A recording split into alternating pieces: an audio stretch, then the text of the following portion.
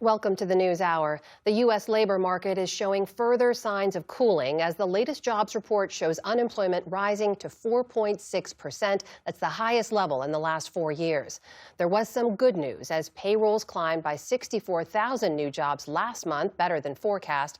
But the report also showed a net loss of 105,000 jobs in October. That marks the third time that the economy has shed jobs in the last 6 months. And the biggest losses have been felt at the federal level amid mass firings affecting nearly 168,000 positions over the last 2 months. The delayed report was due to the 6-week government shutdown. For analysis, we're joined now by David Wessel, director at the Hutchins Center on Fiscal and Monetary Policy at the Brookings Institution. Thanks for coming in. Good to see you. So the unemployment rate, as Amna said, is now at 4.6%. Is that a meaningful sign of labor market weakening, or is this just normal volatility? I think it's a meaningful sign that the labor market is weakening. There's more than the usual uncertainty this time. I know people are always saying 1 month doesn't matter because the government couldn't do the usual collecting of data, surveying people during the shutdown, the government shutdown.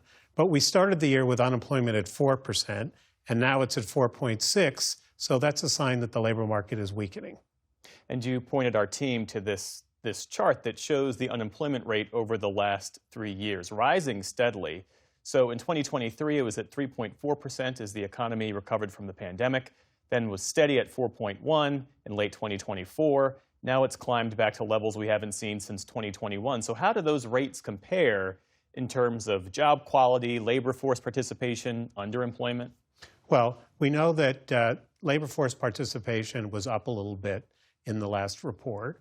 We know also, interestingly, that there's a growing number of people who are working part-time who say that they would prefer full-time work.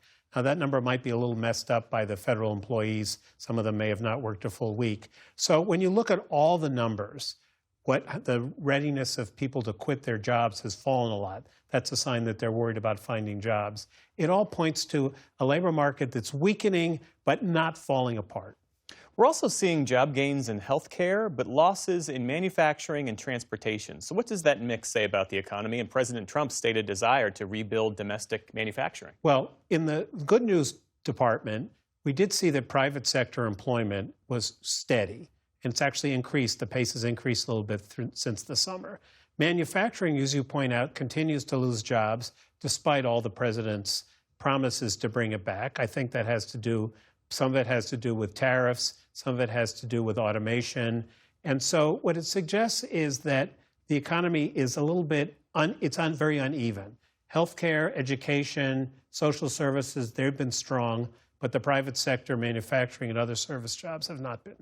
And federal employment, as we mentioned, has dropped sharply this year. How much is that weighing on the overall jobs picture? Well, we lost 168,000 jobs at the federal level over the last couple of months. Some of that's because people who got laid off as part of the DOGE campaign were still being paid. And as long as they were being paid, they didn't count as unemployed. So that all shuts up now. The number of federal employees is now at the lowest it's been for a decade. The White House is bragging about that today. It's definitely a minus, particularly in the Washington, D.C. area and other places with a lot of concentration of federal employees. But we still created over the last couple of months, 2 months, about 40,000 jobs. And that may be enough to keep us close to full employment. A number that stands out to me is the long-term unemployment number, people who have been out of work for 27 weeks or more. That number is rising. It affects nearly 2 million Americans, about a quarter of the unemployed.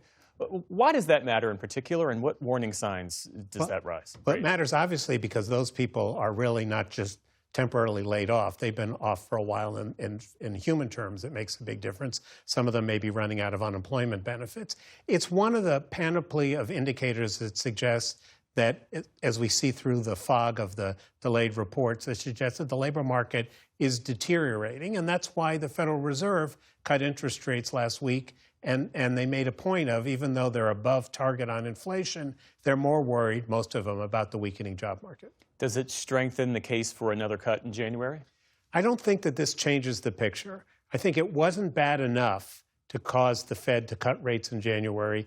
We'll get another jobs report before then. I think they've done enough for now, but we'll have to see. So taken together, what does this all suggest about the labor market and the health of the economy overall? It suggests that the economy is weakening, that the labor market, which is where most of us earn our income, is slowing down. And we don't know how much more lies ahead, but it is a very worrisome sign. But as my friend Jason Furman, the former Obama White House economist, said, even by usual standards, there's more uncertainty here, and we'll have to wait and see another month how bad things are. David Wessel, thanks for helping us make sense of all this. We appreciate it. You're welcome.